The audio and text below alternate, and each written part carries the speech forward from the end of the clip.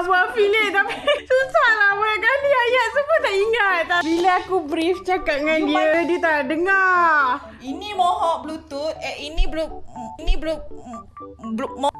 Mohok Bluetooth earbud. Mohok Bluetooth speaker.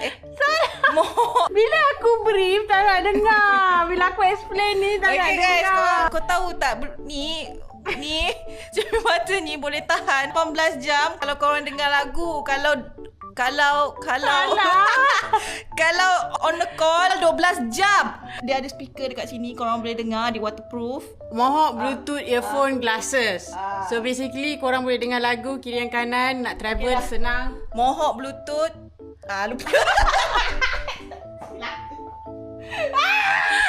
Mohok Bluetooth earphone glasses. Aku penat nak ajar. Bila aku explain tak ada orang nak dengar. Lepas tu bila aku suruh buat, nama pun tak ingat. Mohok Bluetooth sunglasses.